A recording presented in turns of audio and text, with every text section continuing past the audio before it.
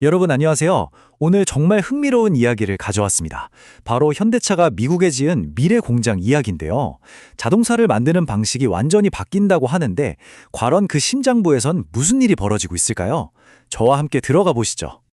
자, 이런 상상 한번 해볼까요? 여러분이 다음에 살 차가 사람이 아니라 거의 전부 로봇 손에서 만들어진다면요? 이게 무슨 공상과학 영화 같은 소리냐고요?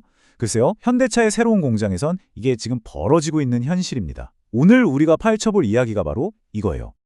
자, 그럼 본격적으로 현대의 미래 공장에 대해 알아볼 텐데요. 근데 이 엄청난 혁신을 이해하려면요, 먼저 이걸 알아야 합니다. 현대차가 왜 이렇게까지 거대한, 어떻게 보면 도박에 가까운 투자를 할 수밖에 없었을까? 그 배경에 깔린 아주 절박한 상황부터 짚어봐야 이야기가 풀립니다. 현대차가 처한 상황이 정말 만만치가 않습니다. 글로벌 시장에선 경쟁이 말도 못하게 치열하죠. 전기차는 잠깐 숨고르기 하는 것 같은데 그 사이에 또 하이브리드가 엄청나게 잘 팔리고 있고요. 시장이 막 정신없이 바뀌고 있는 거예요. 근데 진짜 큰 문제는 따로 있습니다. 바로 미국 정부가 수입차에 때릴 수도 있는 무려 25%짜리 관세 폭탄.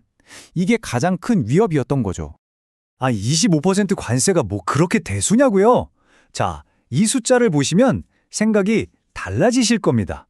60%. 이게 뭐냐면요. 2025년을 기준으로 봤을 때 미국에서 팔리는 현대차 10대 중 6대가 수입차라는 뜻입니다. 다시 말해서 이 60%에 달하는 차들이 전부 그 관세 폭탄의 타겟이 될 수 있다는 얘기예요. 이건 현대차 입장에선 발등에 불이 떨어진 그야말로 비상사태였던 겁니다. 이런 절체절명의 위기 속에서 현대차가 내놓은 해답은 아주 명쾌했습니다. 바로 미국 땅에 직접 어마어마한 공장을 짓는 거였죠. 자, 여러분을 현대자동차 그룹 메타플랜트 아메리카, 줄여서 HMGMA로 초대합니다. 근데 이 공장, 이름부터가 좀 특이하죠? 메타플랜트. 왜 이런 이름이 붙었을까요? 그냥 공장이 아니라는 뜻입니다. 여긴 말 그대로 공장이 스스로 생각하고 움직여요. 인공지능, 로봇, 데이터, 이 모든 게 하나로 얽혀서 어떻게 하면 차를 가장 효율적으로 만들 수 있을까를 공장 스스로가 고민하고 답을 찾아낸다는 거죠. 우리가 흔히 말하는 스마트 팩토리의 완전체, 그런 개념이라고 보시면 됩니다. 그래서 이 메타플랜트가 얼마나 대단한 거냐, 기존 공장들이랑 비교해보면 바로 감이 옵니다. 보세요. 연간 최대 생산량이 무려 50만 대입니다. 50만 대! 이게 어느 정도냐면요. 기존에 있던 엘라바마 공장이랑 기아 조지아 공장, 이 두 개를 합친 거랑 거의 맞먹는 수준이에요. 그러니까 이 공장 하나로 현대차의 미국 생산 능력이 단숨에 거의 2배로 뻥튀기 되는 셈이죠. 자, 그럼 이 엄청난 공장을 짓는데 돈이 얼마나 들었을까요? 무려 70억 달러입니다. 우리 돈으로 환산하면 9조 원이 훌쩍 넘는 정말 천문학적인 금액이죠.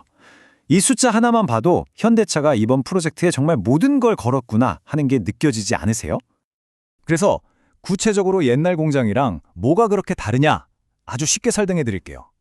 옛날 공장이 정해진 길로만 가는 기차길 같았다면 이 메타플랜트는 수백 대의 택시가 알아서 길을 찾아다니는 도시 같은 거예요. 고정된 컨베이어 벨트 대신에 500대가 넘는 자율주행 로봇이 저기 저 부품 필요하네? 하면서 알아서 척척 가져다 주는 거죠. 바로 이 유연함 덕분에 한 라인에서 전기차도 만들고 하이브리드 차도 만들고 이렇게 여러 차종을 동시에 만드는 홀류 생산이라는 게 가능해진 겁니다. 이게 핵심이에요. 자, 그럼 이제부터가 진짜 재밌어집니다. 이 미래 공장의 진짜 주인공들이죠. 바로 로봇 군단을 직접 만나볼 시간입니다. 첫 번째 주자는 바로 이 친구. 많이들 보셨죠? 로봇계 스팟입니다. 이 스팟이 공장에서 아주 중요한 일을 하는데요. 여기저기 분주하게 돌아다니면서 자동차 차체에 붙은 QR코드를 삑 하고 스캔해요. 그러면서 이 부품이 이 차에 들어가는 게 맞나? 확인하는 거죠. 한마디로 품질 검사 요원인 셈입니다. 아니, 그냥 스캐너 갖다 놓으면 되지 굳이 로봇계까지? 라고 생각하실 수도 있는데 스팟의 진짜 힘은 바로 움직인다는 데 있습니다. 여기 인용문에도 나와 있죠. 고정된 스캐너와 달리 움직이면서 여러 검사 작업을 동시에 수행할 수 있다. 이게 핵심이에요. 한 군데 가만히 있는 게 아니라 돌아다니니까 훨씬 더 많은 일을 더 효율적으로 처리할 수 있는 거죠. 그리고 드디어 등장했습니다. 오늘의 하이라이트죠. 바로 인간형 로봇 아틀라스입니다. 정말 영화에서 튀어나온 것 같죠? 그런데 아틀라스는 아직 정식 직원은 아니고 시범 테스트 중이에요. 그리고 우리가 상상하는 것처럼 막 섬세하게 나사 조이고 이런 건 아니고요. 지금은 무거운 자동차 부품을 옮기거나 사람이 하기엔 좀 힘들고 지치는 일들을 도와주는 일종의 물류 지원 역할을 테스트하고 있습니다. 와, 스팟의 아틀라스까지 정말 대단하죠. 근데 이런 걸 보고 있으면 이런 생각이 들어요. 그럼 이제 정말 사람의 손길은 필요 없어지는 걸까? 이 로봇들이 과연 인간의 그 섬세하고 정교한 기술까지 전부 다 대체할 수 있을까요? 결론부터 말씀드리면 아직은 아니옵니다. 왜냐하면 자동차를 최종적으로 조립할 때 필요한 그 미세한 감각, 그 정교한 손놀림은요, 아직 현재 로봇 기술로는 따라하기가 너무너무 복잡해요. 그러니까 지금 로봇의 역할은 인간을 대체하는 게 아니라 무겁고 힘들고 계속 반복되는 일을 대신해주는 똑똑한 조수에 더 가깝다고 봐야 합니다. 자, 이렇게 개별 로봇들의 활약을 봤는데요. 그럼 이제 다시 숲을 한번 봅시다. 현대차는 왜 이토록 로봇의 진심인 걸까요?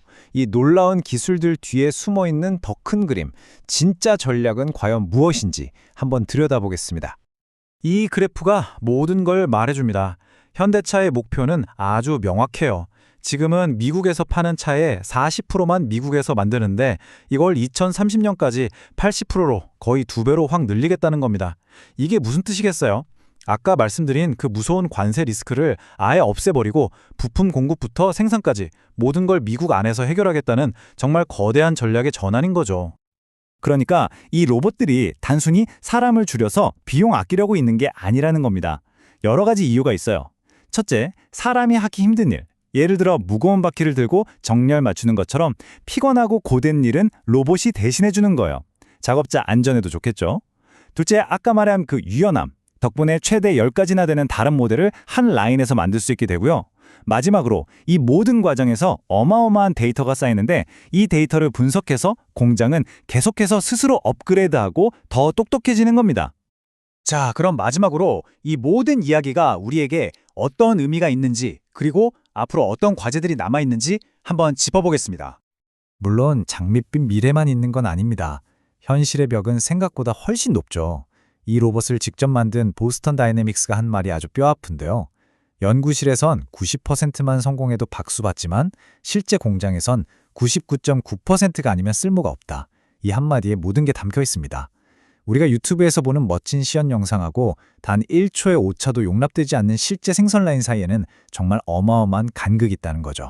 그래서 지금 휴머노이드 로봇의 위치를 딱 정리하면 이렇습니다.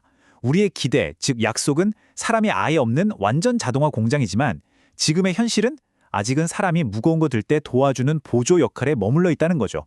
언젠가는 인간을 대체할 수도 있겠죠. 하지만 적어도 지금은 인간을 대체하는 게 아니라 오히려 인간이 더 중요하고 복잡한 일에 집중할 수 있도록 도와주는 든든한 파트너라고 보는 게 더 정확할 것 같습니다.